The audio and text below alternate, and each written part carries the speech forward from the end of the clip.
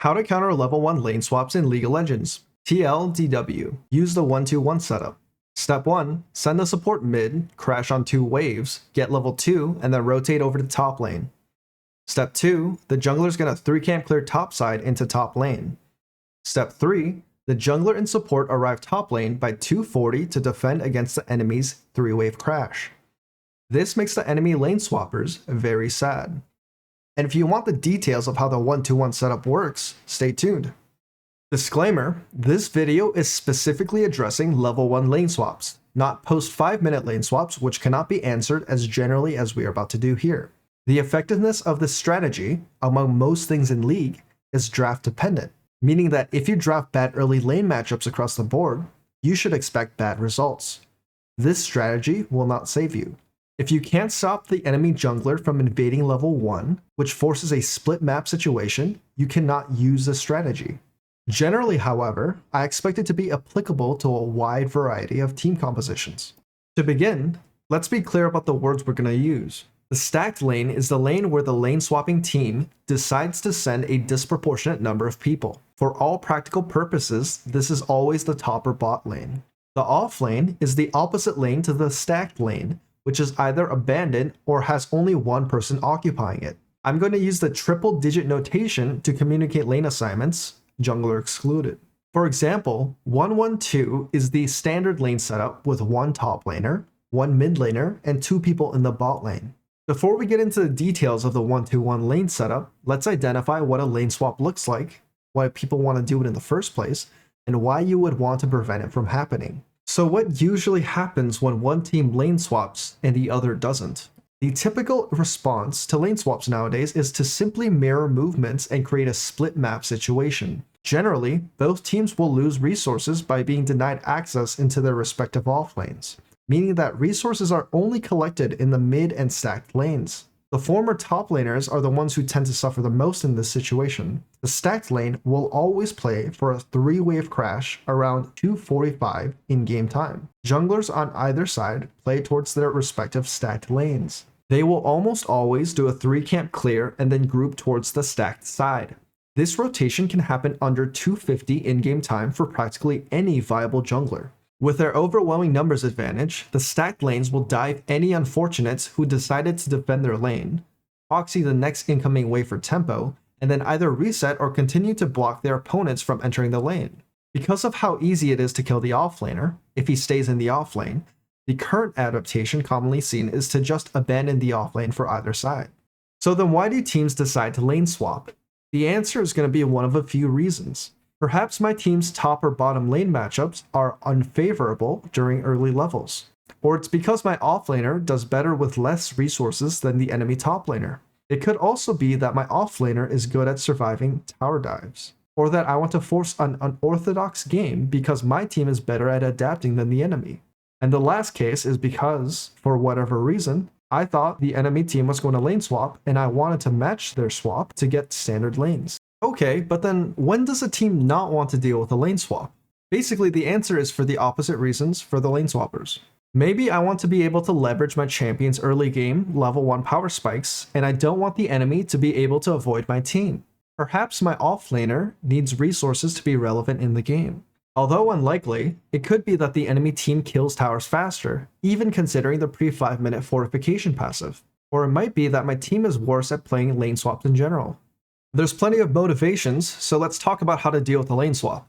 The idea behind the 1-2-1 is to deny the enemy's stacked lane shenanigans by reinforcing the lane before the 3rd wave crash between 240 and 250 in game time. The lane setup looks familiar, except the support is brought over to mid lane. It's important that the support and mid laner work together to get a 2-wave crash, that way the support can get level 2 and go top lane as soon as possible. The support should be able to leave mid no later than 220, and arrive at the bush behind the outer top lane turret well before 240.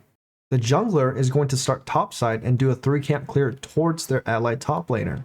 As long as an enemy level 1 invade is deterred, the jungler should be able to clear safely, especially since both the support and mid laner can assist in the case of any 3rd camp contest after 215 because they 2-wave crashed. As for the clear, basically any competitively played jungle champion should be able to clear 3 camps in under 70 seconds, meaning that the jungler will finish their clear well before the 240 mark. Also, the bot laner ideally takes teleport in this situation. However, they could also choose not to take it, but there is additional risk if that's the case. So if all goes to plan, then by the time the crash happens at, let's say, 245, then both the jungler and support will be in position to defend against and deter any enemy actions in the top lane. If the enemy has a 3-1-0 setup, then all 3 people in the stacked lane should have level 2 and their jungler should have level 3 by the 3rd wave crash. With a 1-2-1 setup, your team should have a level 1 top laner, a level 2 support, and a level 3 jungler in the area. This is a very difficult situation for the enemy to fight. They have a numbers and level advantage over their opponents, but our team has the defensive advantage of the turret and the fact that we can leverage up to 2 defensive teleports, which the enemy cannot match.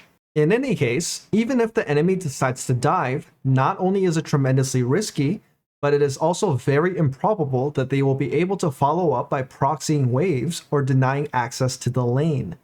This point is important because it denies the tempo advantage the enemy wants in order to dictate their next lane setup.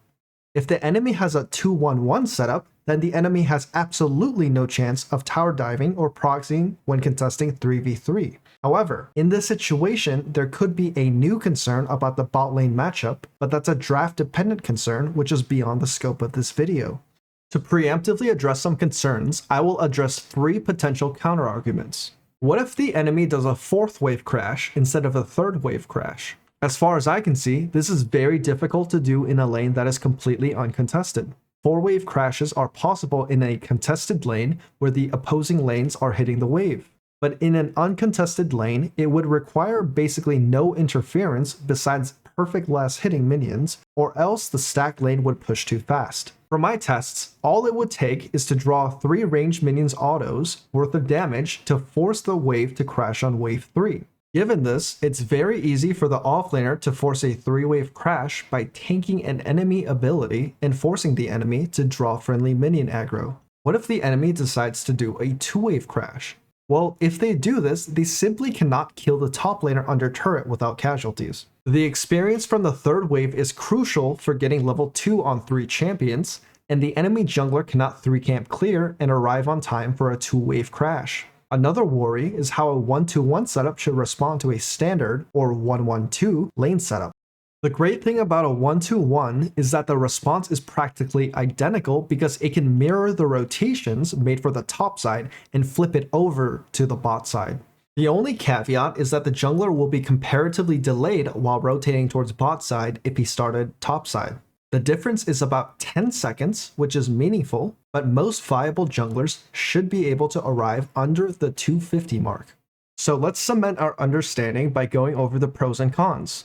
The 1-2-1 is very flexible because it can respond to practically any lane setup. This includes the 2-2-0 or 0-2-2 setup recently seen in the 2024 LCK Summer Playoffs Grand Finals by both Gen G and Hanwha Life Esports. However, as stated before, you must be able to deny a split map situation for the 1-2-1 to work.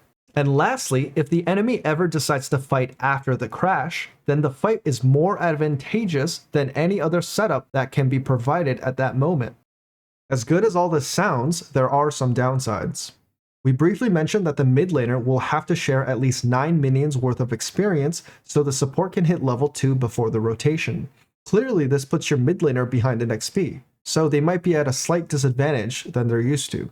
As we've mentioned before, it's going to be annoying for the 1-2-1 team if their opponents do a 4-wave crash instead of a 3-wave crash, but again, this is a highly unlikely scenario. One thing that is unavoidable, however, is that your laner dealing with the enemy's stacked lane will still lose minion resources while getting slow pushed on. It's important to recognize that this strategy is not strictly better than any other in all cases. There are clear advantages to the 1-2-1 because it responds competently to a variety of lane setups, but you are essentially locking yourself into a situation where you will always be defending against a 3-wave crash on either the top side or the bot side. This is by design, but if you don't realize this, then it might lead to misapplications of the strategy. Remember, there are 4 conditions which must be fulfilled in order for the 1-2-1 to work as intended. You must deny enemy level 1 invades. The support must start mid lane and get level 2 before going top. The jungler must be able to 3 camp clear to get level 3 and then go top. And all of this must be done by the 3rd wave crash. In other words, somewhere between 240 and 250 in-game time. One last thing to mention, if the discussion seemed oversimplified to you, then it's probably because I didn't mention any draft-specific lane matchups. Based on team compositions, the evaluations of what situations are favorable or unfavorable will vary wildly. The goal of the video was just to provide the most general conditions under which this strategy will be viable, but ultimately, it's up to you, the player, to make the decision if a strategy can be executed based on the champions in your game. Thanks for watching, everyone. I'd be very interested to hear your thoughts about this video in the comments. Specifically, do you agree with the arguments in favor of the 1-2-1 setup, and why or why not? Make sure to like the video if you've made it this far, and subscribe if you're interested in more strategic analytical league content.